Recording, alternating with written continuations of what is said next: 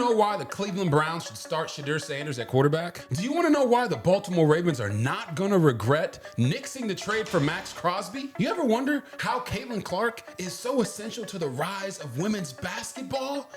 And do you want to know who are the winners and losers of NFL free agency, including the Washington Commanders and J.J. McCarthy? And also, do you want to know some feel-good moments of the week in sports? Then this is the place for you. Welcome to Outta Pocket with RGIII, hosted by your boy and the lovely, amazing 110-time All-American Grete Griffin.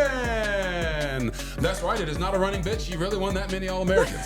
So I want you guys to go ahead and like, subscribe to our YouTube channel. Make sure you hit that button. Go to the comments, let us know what you want us to talk about next, what questions you want us to answer, and who you want us to bring on the show. We can't get this done without you, and let's have some fun. Where we going to, baby? We're going to opening drive, and a cat is sitting in front of the damn monitor. All right, the Cleveland Browns have more controversy at QB. You would think it's not possible, but it is. So in a newly released hit piece, The Athletic's Cleveland Browns columnist Jason Lloyd shared a few days ago, multiple resources inside the organization have raised serious concern about Shedeur Sanders' preparation habits, specifically his ability to process what he sees on tape. The hate for this man just does not stop. It's unbelievable. So that promoted Shedeur to tweet this out: "Learn to value the opinions of those who care about you, not the noise from everyone else." What is happening with the Cleveland Browns organization at QB once again, and who do you think should start for the Cleveland Browns at QB? I think the Cleveland Browns need to start Shedeur Sanders, bench Deshaun Watson, and trade Dylan Gabriel. And here's why. Right now, the Cleveland Browns are doing what dysfunctional franchises do. When I played for the Baltimore Ravens, the main thing they did so well was they supported their players, and you rarely ever heard a leak come out from the organization. Very true. So for the organization to come out and basically repeat the same stereotypes that have been said about black quarterbacks for generations about Shedeur Sanders, it's not just disheartening, they're undercutting themselves. So you look at Deshaun Watson, they paid him 260, 80, whatever millions of dollars to really not play well, and he hasn't played in 2 seasons. I don't think that they should put him at the forefront, because not only do the fans not want him anymore, the locker room isn't really behind him, and Shedeur Sanders has the favor of both. He has the locker room, he has the fans, and he has the bravado and the moxie to lead this organization out of the dysfunction that they currently have. Not only that, Todd Monken is also a really big fan of Shedeur Sanders' game and actually wants him at quarterback. So the easiest way to clean this up is to trade Dylan Gabriel, who I do believe is still a promising young quarterback. Trade him to the Atlanta Falcons with Kevin Stefanski. That's the guy that wanted him, constantly, bang the table for him. Let him go over there and work with Tua and Michael Penix Jr., the other lefties, and allow Shedeur Sanders to go in there and grow and develop. And if he doesn't pull it off this year as your starter, at least hey, he's not the guy. They've rebuilt their offensive line. They brought in free agency. Yes, they're kind of, limited, but they brought in Titus Howard, brought in Tevin Jenkins, Elton Jenkins, and Zion Johnson. They locked them in to really help a young quarterback grow and develop by protecting him. So for me, you look at Shedeur Sanders' salary as a 5th rounder, you look at his ability as a young quarterback to galvanize the locker room in a positive way. Those guys played hard for him down the stretch. Why, as an organization, would you anonymously be cowards and undercut the young man by coming out and saying things that everyone that's ever been around him as a player knows isn't true? We were there in Colorado. They covet his ability to read defenses. They covet his ability to work hard in his preparation and how much he is dedicated to his craft.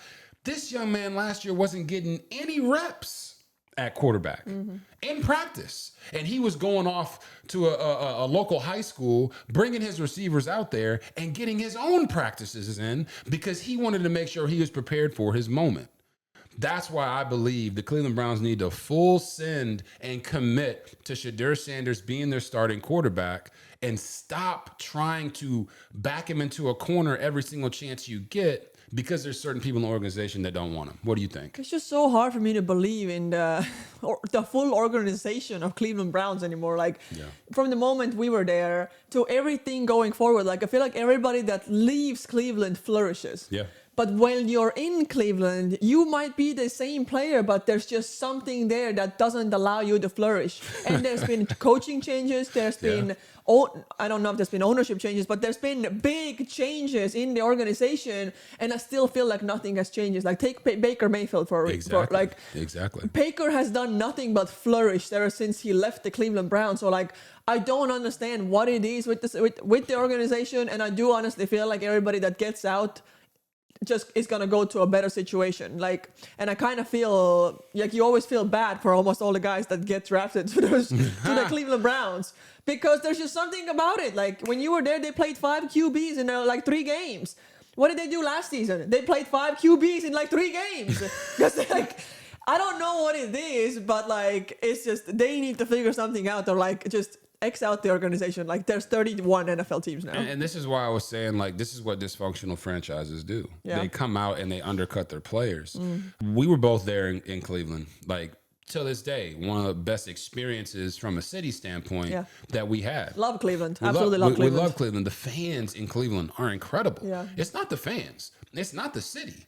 It's the organization. And I think the fans are starting to see that. So, you know, we spent the beginning of this conversation talking about how the Browns need to start Shedeur Sanders, but you talked about Baker Mayfield, and yeah, it took him a few years after he left Cleveland, goes to Carolina, goes to the Rams, finds his way to Tampa, but he has proven that they made the mistake of giving up on him and really pulling off one of the worst trades in NFL history, going and getting Deshaun Watson with everything that happened with him. So I think if you're the Browns organization, why would anyone in that organization, say what they said to James Lloyd? Yeah. It makes 0 sense unless you're planning on trading Shedeur Sanders. I agree. But even if you're trying to trade Shedeur Sanders, why would you undercut his trade value? I never hear anybody say anything about Dylan Gabriel's ability to read a defense. No. As much as Josh Rosen got killed when he was in Arizona for that 1 year that he was a starter, I never heard anybody say, hey, he can't read defenses. I never heard anybody say that Sam Darnold can't read defenses, even when he was seeing ghosts. And he admitted he was seeing ghosts in New York. They never said, man, he just can't read defenses. He doesn't work hard. So why is it that those negative stereotypes seem to always be reserved for guys that look like Shedeur Sanders, that have the bravado and the confidence in their ability, and they're like, you know what? Let's try to knock them down a couple notches. No one said that Daniel Jones couldn't read defenses. Oh, it wasn't the right situation. The offensive line didn't protect him. Then he goes to the Colts and he excels. Yeah. But it was never a narrative of, oh, he can't read defenses. He's not working hard enough. That's never been the case. So I feel personally connected to the Shedeur Sanders thing, not because my dad was a famous NFL player, not because my family is like Hall of Fame royalty, but because I know that work ethic that Shedeur Sanders has. I know the work ethic that a lot of guys that look like us, black quarterbacks, have, and they get torn down in a way that is really repeating things that aren't necessarily true. I don't know how I, as a player, went from being this guy at Baylor University who was smart, great teammate, does all these things, reads the defense so well, went from being a runner as a freshman to a thrower of 4,000 yards as a senior. And then all of a sudden you get to the NFL and they're like, oh, he can't do this, he can't do that, he can't read defense, he doesn't work hard. And I'm like, everyone that knows me, in the same way that everyone that knows Shedeur knows that's not true. Yeah. So why is it being said? It's being said because they're purposely trying to hurt him. So I'm looking at the camera right now, and if you're the Cleveland Browns, the best thing for your organization right now is to start Shedeur Sanders. Stop trying to tear the young man down from the inside out. And if you're going to do that, just trade him. Trade him somewhere to a team that actually wants him and believes in him and wants to develop him. Because if you're not willing to do it, I'm almost certain there's a team out there that will take on that responsibility, because the young man is special. And I think he's going to show everybody that this year. We could make an entire episode just talking about that, but we're not, because we only have 33 minutes, so we're moving on. Oh yeah, 33 minutes. Here we go. Let's go. Come on. Viral spiral number 1. The rest of the NFL hates the Baltimore Ravens right now. Oh yeah. The Ravens backed out of a blockbuster trade for star defensive end Maxx Crosby with the Las Vegas Raiders for 2 first-round picks picks due to him not being able to pass his physical examination after concerns were raised about his long-term health concerns about his current knee injury. Lots of speculation has happened, and many have accused the Baltimore Ravens of playing dirty and breaking the honor code in the NFL of good faith dealing. Do you think the Baltimore Ravens will regret not trading for Maxx Crosby? No, the Baltimore Ravens will not regret nixing the trade for Las Vegas Raiders pass rusher Maxx Crosby for two reasons. One, if their concerns about his long-term health, about his knee injury are true, which I believe they are, then giving up 2 first-round picks for that is not worth it. Anyone that tells you, hey, this trade wasn't about the future, this trade was only about 26 and 27. No, it's not. Yeah. If you're giving up 2 first-round picks, those 2 first-round picks can affect your organization for a decade. Absolutely. All right. Plus, in some cases. So that's the first reason. Second reason is they got a better pass rusher in Trey Hendrickson and got to keep their 2 first-round picks. So as an organization, you fill the void of what you were trying to do with Maxx Crosby of getting you a game-changing pass rusher because you got Lamar Jackson at quarterback. And you know your Super Bowl window is now. Okay? And you get 2 first-round picks and a strong draft for pass rushers, for playmakers that you can go ahead and use this year and next year without having to give up so much leverage.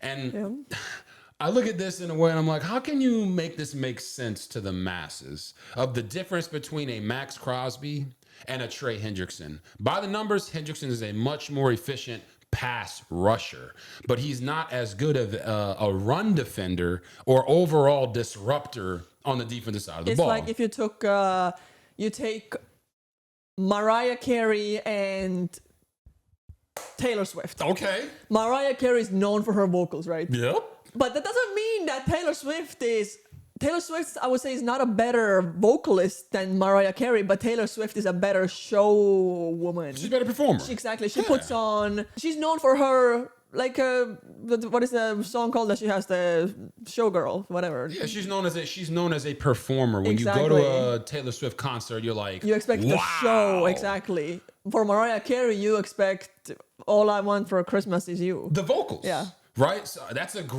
a great way to break that down because Trey Hendrickson has this elite trait. Like a Mariah Carey. Her vocals are like, oh my goodness, what did I just hear? Like a Whitney Houston, like singing the national anthem, like, oh my goodness, what did I just hear? Exactly. But with Taylor Swift, that's more of the Maxx Crosby mode because Max is a better run defender. He's a better tackle for loss getter. He's a better disruptor in the backfield. And he's a solid pass rusher in the sense of he's top 5 in the NFL as a pass rusher, top 5, top 10. Trey Hendrickson, just as a pass rusher, is a little bit better. So, and you wouldn't regret going to either one of their concerts. Exactly. You know? They're different, but you wouldn't regret going to either concert. Because you know what you're going there for. Yeah. And the Baltimore Ravens said to themselves, okay, Maxx Crosby, we saw something in his injury that we don't trust. Okay? How can we still get better at pass rushing in the way that we need to? Trey Hendrickson. All right, gave him a 4-year deal. He passed his physical. Boom. His elite trait is rushing the passer. That's our Mariah Carey. Yeah. Okay, we're not going to get our Taylor Swift this time because Maxx Crosby hopefully can come back at full health, and he's going to be a monster now because he feels like he got slided by the Ravens with the Raiders, and he can be their Taylor Swift. You would have loved to see Maxx Crosby with the Ravens, though, right? Yeah, I really would would have fit the culture. swagger and the city and the culture so well, and I feel like that's what everybody was so excited about. Like when they posted the picture, like this is not a shot at Trey of any sort, but you saw the picture on Twitter where it says aura versus no aura. And I'm not saying Trey doesn't have aura, it's just for the Baltimore Ravens, Maxx Crosby would have been such a good fit. I mean, let's just call it what it is. Most people think Maxx Crosby is black. Okay, he's a white guy, tattooed up. You know, been sober for I think he said 6 years now. Yeah, congratulations, Max, on being sober for 6 years.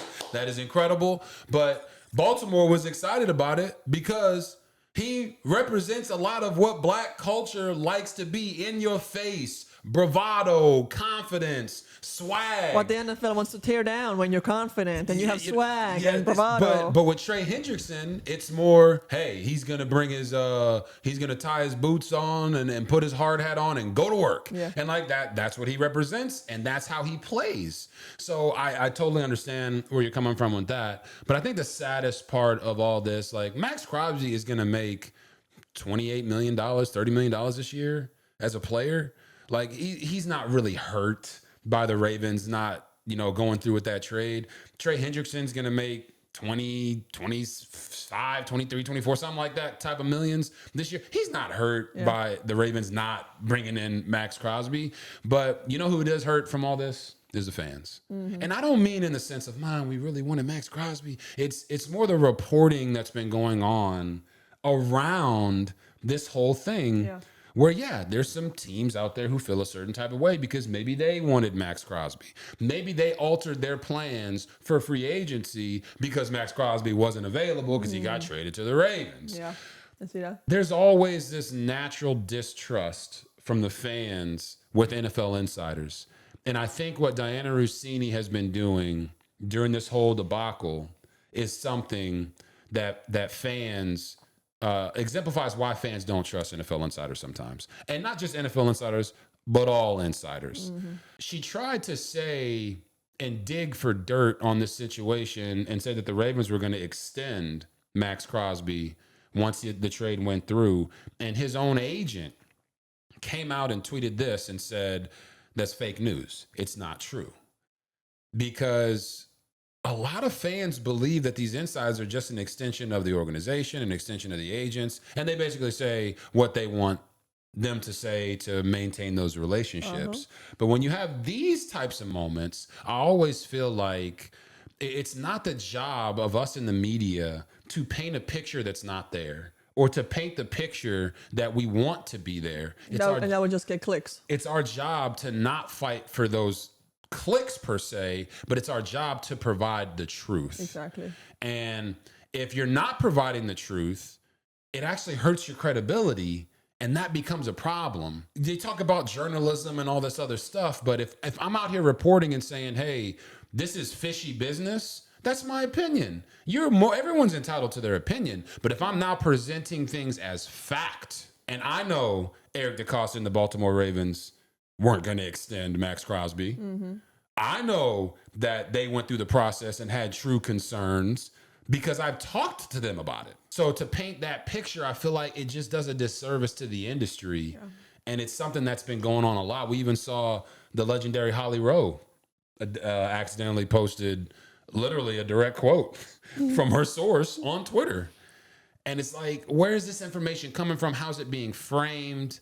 And I just don't think that it is our job to go out there and try to paint a picture that's not true.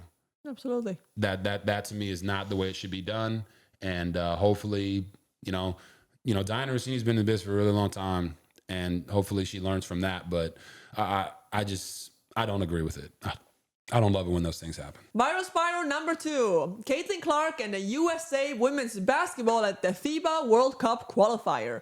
So you see this picture of Caitlin Clark, Angel Reese, and Paige Beckers checking into the game together, and just the excitement around women's sports. Yep. Why do you think these 3 women are essential to the rise of women's basketball? I think that Caitlin Clark, Angel Reese, and Paige Beckers represent different aspects of American life. Okay, so for Caitlin Clark, it's rural America. She's an exciting player. She's the most exciting player in women's basketball. She shoots the three-point ball, and her game reminds everybody of Steph Curry.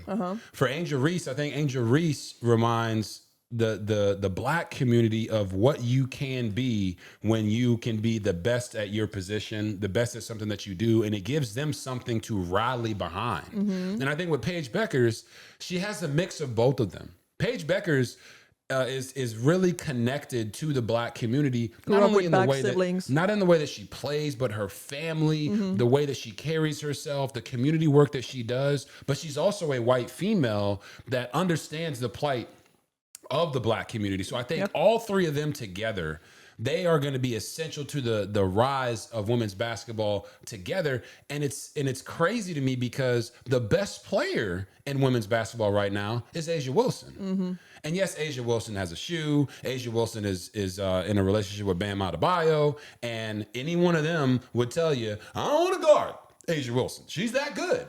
But because the new age and the way the game is played, they would rather watch Caitlin Clark play basketball. They would rather watch Paige Beckers play basketball because the most exciting play in women's basketball isn't the dunk. Yeah. It's not the alley-oop. It dang sure ain't the layup or the rebounds. It's the three-point shot. Yeah. It's the ability to make plays happen that they see in men's basketball. The logo three-pointers, the step-back fadeaways, the crossovers breaking their ankles and then pulling up right in their face. That is what makes women's basketball exciting to the masses. And it's the most exciting play. So the people who do those plays typically are the most popular players. Yeah. And that is where Angel Reese is extremely popular, an extremely popular player on and off the court. She's just not as popular as Caitlin Clark because of their play styles. Same for A'ja Wilson. Same for Kalia Copper.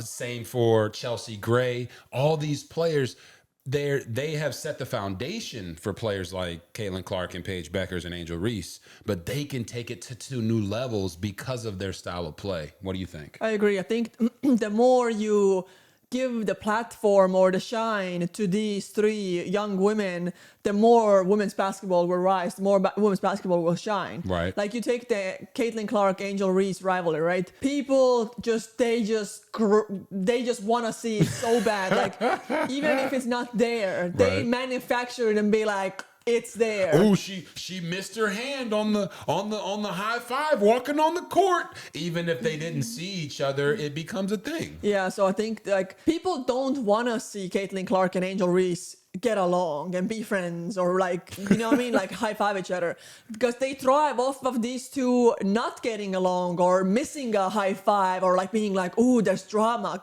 Like we know, the world thrives on drama. That's why reality TV exists, because everybody just wants drama. If your relationship is good, you have no problems, you don't need to go to therapy, no one's gonna want to watch it.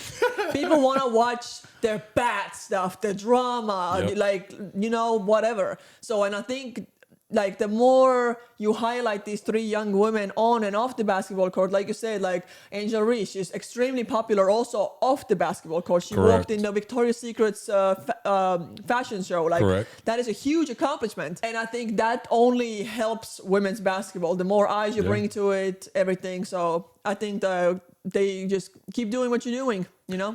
Yeah, I think to your point, there's like when you're a competitor, that you're on the court and like you're trying to annihilate the person that's across from you. Yeah. Right? Like you want to be the best. Caitlin Clark wants to be the best. Angel Reese wants to be the best. Paige Beckers wants to be the best. And guess what? Kelsey Plum wants to be the best. You know, Chelsea Gray wants to be the best. All these players, A'ja Wilson that we talked about, they want to be the best. Of course. And there's already enough animosity and competitiveness that you don't have to manufacture situations that aren't necessarily there. Now, you know, there's history between Angel Reese and Caitlin Clark. But when you have, you know, even our guy Dave Portnoy, when he's going out there, and, you know, we're teammates at Fox Sports, when he's going out there and he's saying to the masses, man, I don't know if Caitlin Clark saw Angel Reese, but I really hope she did, and she just ignored her. Like, there's no need. That's not going to take women's basketball to the pinnacle. Manufacturing something like that when they play against each other in WNBA or wherever, it's gonna naturally be there. The competitiveness is naturally gonna be there. We don't have to push that. We know. We remember this. Right. We remember the college battle and last year and everything that happened. Like, it's there. It's fine. They're competitive women. We don't have to force the issue when it's not there. Yeah.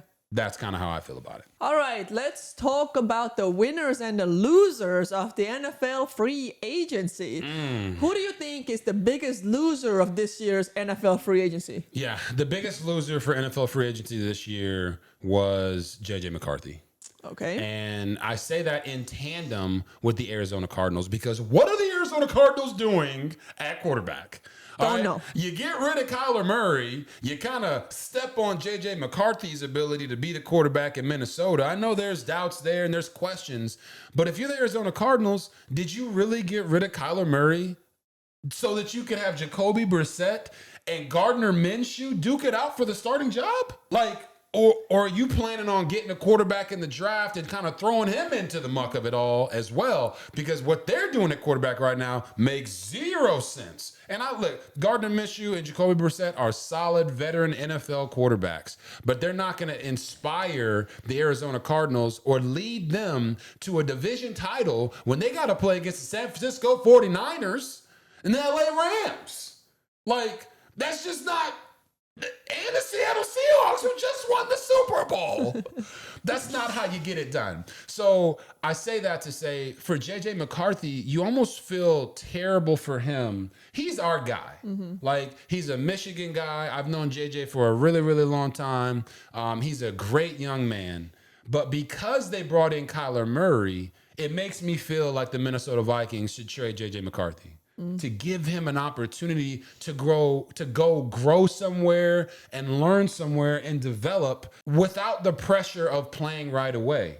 So for me, you talk about the Green Bay Packers with Matt LaFleur, have him sit behind Jordan Love. Look at what that did for Malik Willis, who's now millionaire, multi 20 millionaire playing for the Miami Dolphins because he backed up Jordan Love and he was able to develop after he left Tennessee, who didn't really give him a shot, right? And you look at the Rams with Sean McVay and Matthew Stafford. I think for J.J. McCarthy, getting a chance to sit behind Matthew Stafford for 1-2 years and learn from Sean McVay would be an incredible experience for him so that he can actually develop. Right now, it feels like J.J. McCarthy just can't catch a break.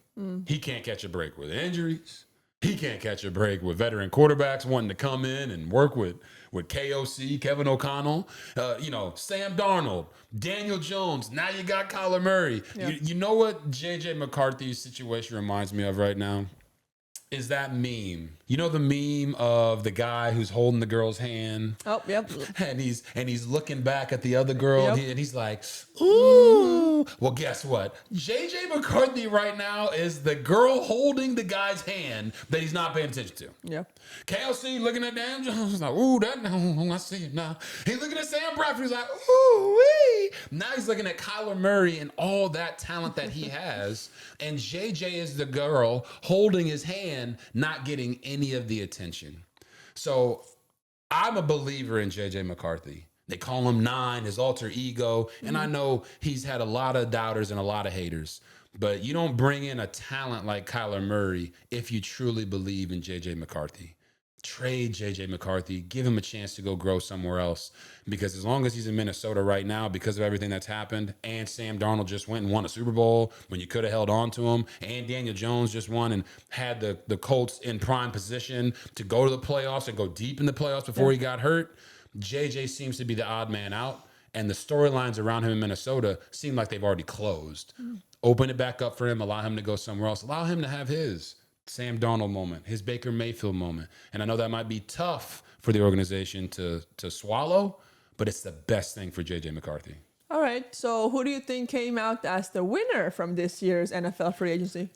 I mean, the winner was the Washington Commanders. Okay. All right, and here's why. This is a make or break year for Dan Quinn in Washington. It's the reality of it. You go to the NFC Championship game in Jaden Daniels' rookie year and your first year as the head coach for the Commanders, and then last year was an utter disappointment. Like, couldn't have gone more the other way than the previous year. And what they did in free agency this year was I felt like they addressed all the concerns that they had in the past. Okay. All right, if you have an old defense, what do you do when you come into the next year when you found out speed and age is a problem for us?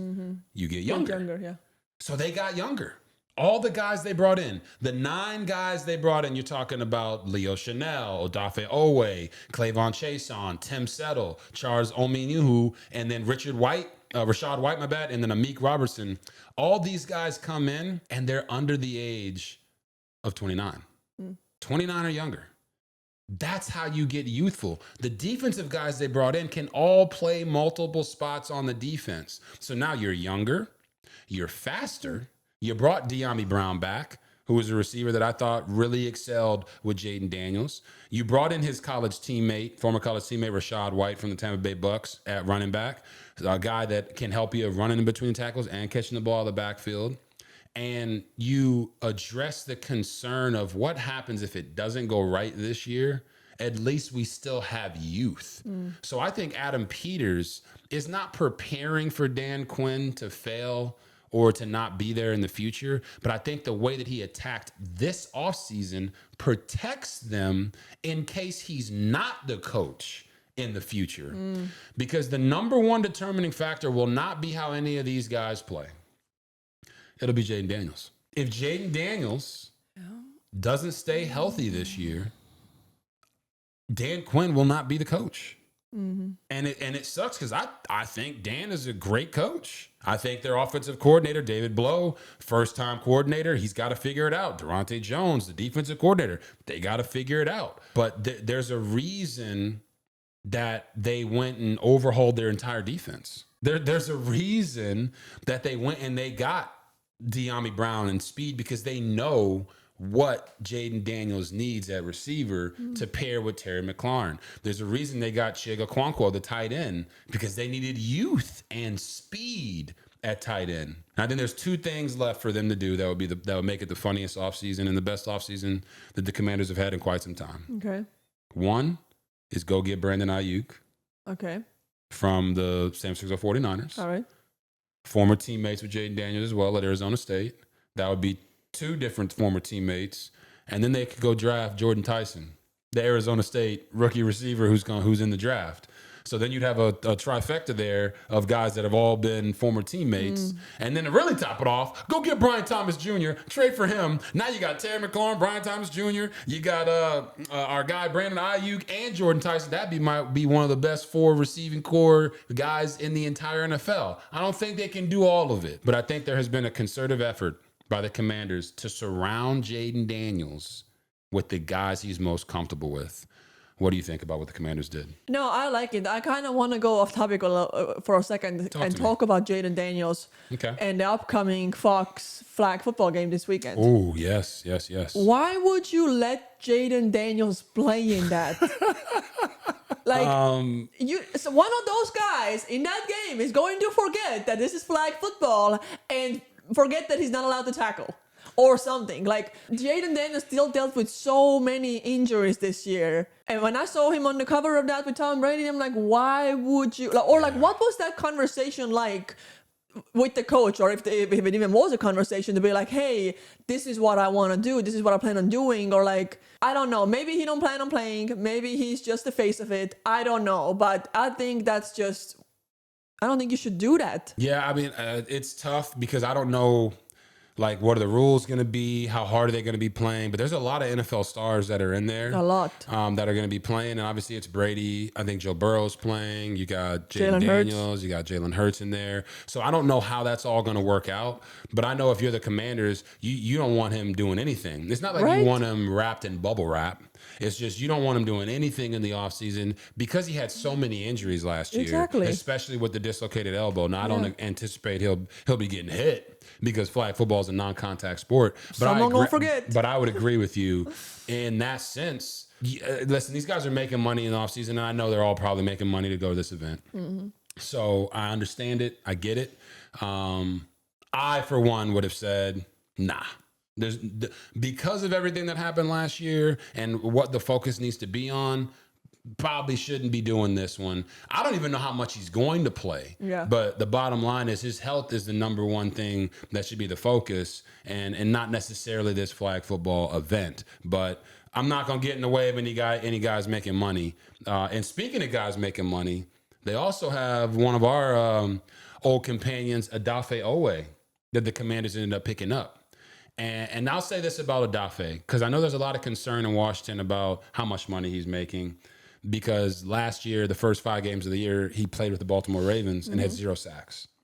But then in 13 games with the Chargers, he had 7.5 sacks. And then he broke the Chargers franchise record in the postseason for 3 sacks in one game, in a playoff game. And now he got a huge payday from the Commanders. So if you're the Washington Commanders and you're Durante Jones, what you do with Odafe Owe is you line him up in a wide 9 and you let him rush the passer. You don't try to get cute. You don't drop him into coverage. You don't peel him on backs when they free release into the flat. You line him up and you say, do what you do best. He's a freakish athlete. Allow him to go rush the passer. And I think that in itself would make him worth all the money that they spent, because they're paying Odafe Owe to get Jaden Daniels the ball back and give him more opportunities to go score. Yeah. So I think right now the Commanders have a sleeper build in free agency. You guys know what a sleeper build is. Funny. All right. They got pass rush help with Owe and Chason. They got run defense help with Tim Settle. They got youth at middle linebacker, which there was a lot about. Bobby Wagner being the middle linebacker, older player. Leo Chanel is a great player. He's 25 years old, and you got to put on Chanel. I agree. Go ahead and sing that song, girl. And then they got secondary help. Nick Cross. You got Amik Robertson. They got youth at tight end. I really think the Washington Commanders, and I'm not just saying it because I was a former player there, I think they won free agency this offseason. All right, guys, here are some feel-good moments of the week, and we have quite a few for you this week. Yeah, let's get the video up right now. Let's run it. Here we go. All right, a 9-year-old just deadlifted 180 pounds. Ooh. A 9-year-old Lucy Milgram deadlifted 180 pounds at Arnold. She owns 3 American records for her division in the squat, 131 pounds, bench press, 73.8 pounds, and deadlift 165 pounds. Oh my goodness. She is her. Yes, she is her. And for anybody out there that's criticizing this young lady, 9-year-old, for lifting weights, just because you wouldn't do it, just because you don't want your kid doing it, stop it. She deadlifts more than me. Celebrate this accomplishment. It's what she loves to do. Look at the look on her face. She's happy. That's all we want for the kids. We want her to be happy. Let's celebrate Lucy Milgram. Good job, Lucy. All right, an 81-year-old just ran 29.70 in the 200 meters. What? An 81-year-old Kenton Brown is closing in on Robert Lito's world record of 29.15 for 80-year-olds in the indoor 200 meter that was set in 2017. Oh my goodness. Okay, yes, this guy is an absolute inspiration. Absolute inspiration. Kenton Brown, shout out to you. But there's 80-year-olds who are having trouble getting it up. And this guy is out here running 200-meter dashes faster than some high school kids. What Robert meant by that is getting up from bed. Yeah, getting out of bed, all that. Okay. And Kenton Brown said, I'm not worried about that. I'm about to go break this record. We are rooting for you, and when you break it, we're going to put it on the show again. An 18-year-old just ran 19.90 in the 200 meters. These young men and women are getting absolutely ridiculous on track. Crazy. Blake Hamilton ran 19.90 in the 200 meters at the Blue Bonnet Invitational in Texas A&M. And also, he plays for Robert's 7-on-7 football team. Yeah, he's a runner. He's a track star. He's in our organization, but my Lord, Blake, that's just a loss for us. 1990 as an 18-year-old is absolutely astounding. There's Bananas. pros that could never run that. So, holy cow, what are these kids eating? Oatmeal. A 16-year-old, it keeps getting better. A 16-year-old just ran 9.88 in a 100-meter dash. Dylan Mitchell, a 16-year-old high school sophomore, just blazed the track, running 9.88 in the 100 meters. Also, another player that plays for RGIII 7-on-7 football team. Yeah, our boys are killing it. Come on. Dylan Mitchell, listen, 1988. It's absolutely insane. I don't care what kind of wind you got with you, behind you, on the side of you. That is an incredible time for a 16-year-old to be running. Dylan, we can't wait to see you at OT7, baby. Keep doing your thing and track. First week of OT7 is this weekend, guys, so tune in. RG3 7-on-7 will be represented. Bruno Fernandes is the best Manchester United player in the last decade. He just broke David Beckham's Manchester United single Premier League season assist record with 16 and only needs 5 more assists to break Thierry Henry's and Kevin De Bruyne's single season Premier League record of 20 assists. And Manchester United still has 8 matches left. 8 matches left. Hey, Bruno Fernandes is going to break that record. Legend. He is literally You said it. He is the best Manchester United player in the last decade. That's big. That's something really huge to say because Man U's had some unbelievable players. But, we tapped into the soccer and we can't wait to keep covering this stuff for you guys as we get closer and closer to the World Cup. And now let's watch Bam Adebayo score 83 points. Not in a season, not in 5 games, not in 3 games, in a single freaking game. Yeah. So let's watch the video of Kobe Bryant talking about the records are, there to be broken. I don't understand why, I don't know if people want that or want to have this kind of contentious thing where you don't want records to be broken or people are surpassed. You should be happy Right. for the person that comes after you to be able to surpass things that you've done. I mean, like, For sure. yeah, it's kind of juvenile. Do you think Kobe is happy right now for Bam, or do you think he's over there like, God damn it? No, I think Kobe Bryant would be happy for Bam Adebayo. And I think that video says everything. He said it'd be juvenile for someone to be upset about somebody breaking their record. So I know there's a lot of personal ties that everybody has to Kobe Bryant and the Mamba mentality, and we all want him to still be here. Yeah. But the bottom line is we got to stop tearing down Bam Adebayo because you didn't like the way he got the record. You didn't like the fact that he didn't respect Kobe enough to stop at 80 points so he wouldn't break Kobe's record. That's nonsense, guys. That is nonsense. Celebrate it. I even heard that Bam Adebayo broke the record on his grandmother's birthday. Aww. We should be celebrating this story, not tearing him down because of an affinity that we have for Kobe Bryant. Kobe Bryant was an incredible player and has left his mark on the NBA world and really the world in general. Yeah. But if you listen to his words and you want to honor Kobe, then honor what he said. Records are literally there to be broken. Celebrate the fact that Bam Adebayo broke that record, and that makes it special. It's now Wilt, Bam Adebayo, and Kobe Bryant. That, to me, is something that should be celebrated, and shame on anybody out there that's trying to tear him down for breaking it. If you had a chance to break that record, you would do it? Facts. I would do it too. All right, our last segment today is the deep end. Let's listen to Russell Westbrook defend his teammates against the beat writers that he feels went way too far in their critiques of the team. Yeah, that's been pointed out, but that's not the only thing that's been talked about. What else is to point out? Well, I can only speak for myself. But Yeah, but that's not the only thing you say. I've seen things you say. It's not just about our offense and our defense and what our record is. We've been the worst record for a long time now. what have I said? I don't want to go down the route, but I mean, we can. Maxie, you have a lot of things to say, so this is your time. This is the floor to say it. I mean, this is the time. I just think in sports when It's the time. teams don't have success, Right. they're up for You think that we should have success, right? Do you feel that way? I mean, a lot of you guys feel, huh? that you should have success? Yeah. I think you guys are trying to have success, yeah. Okay, cool. What I don't like is that I've been in the league a long time, and I've been around a lot of different organizations, media, beat writers, and we have a lot of young guys on this team, a lot of guys that don't know what's happening or what's around, whether it's from the coaching, from the players. You guys' job is to talk about the game, what's happening in the game, not stir up a bunch of, I don't want to cuss here because I want to get fined, but stir up a bunch of stuff that is not accurate. What do you think about that? No, I think Russell Westbrook is 100% correct.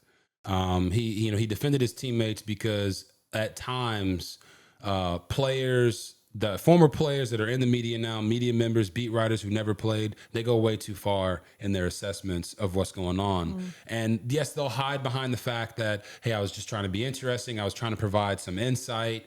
I talked to these anonymous sources and this is what they told me. But just the same thing you saw with Shedeur Sanders when we talked about this earlier in the episode about, why would an anonymous source go tear down a player? Exactly. There's usually an objective to that. It's to undercut the player. Why would an anonymous source talk to someone about something that's happening inside the building that all the players are not just saying didn't happen, but they're also showing that it didn't happen because they have camaraderie on the court and they have no beef. And yeah, sometimes teams just aren't good. Yeah. And the Sacramento Kings are not a very good basketball team. But Russell Westbrook, as a leader on that team, is doing the right thing by stepping up and being the voice for the younger guys who don't quite have the experience to do it or the credentials to get it done. Yep. So yes, I think whenever it becomes personal and you're now talking about a guy on a personal level and you don't know that guy personally, or you're talking to someone on background or as an anonymous source that is telling you they know this person personally, you have to always take into account, why are they telling you this? Yeah. There's been a number of times that I've had sources come to me and say, hey, this is what's going on. And I've never shared that information. That's not me doing a disservice to the fan. That's not me doing a disservice to my ability as an analyst or as a journalist. Yep. That's me taking the information and assessing what is necessary for me to do my job. Yep. And I think that's what Russell Westbrook is saying. You can't just make stuff up because when you make stuff up, it hurts the players. And that's not our job. Our job is to get to the truth, not to make up the truth. So I applaud Russell Westbrook for defending his teammates, defending his team. And I think his teammates have responded in that in a very positive way because they know this vet's got my back. Exactly. And all he's asking from the media is, yeah, do your job. If they play bad, talk about how we played bad. Talk about what we did wrong. Talk about what you think we need to do better. But just don't make it personal. And I think that's a lesson for all of us in life. We can do our jobs without making it personal. Exactly. Well, we appreciate you guys chiming in and checking into the show with us and hanging out. Make sure you leave a comment down in the comment section below. Let us know your thoughts on Shedeur Sanders being the starting quarterback for the Cleveland Browns. Let us know what you think about Russell Westbrook and his comments to the media, whether you think the Commanders won NFL free agency in the early going, whether you think JJ McCarthy should be traded by the Minnesota Vikings. Your thoughts on Caitlin Clark, Angel Reese, and Paige Beckers and the rise of women's basketball. And of course, whether or not you think the Baltimore Ravens will regret not going through with the trade for Maxx Crosby. We appreciate you guys. Make sure you like and subscribe to our YouTube channel. Make sure you go find us on social media, follow us there, find us on Apple Podcasts and Spotify, and we'll see you guys next week. God bless. Peace.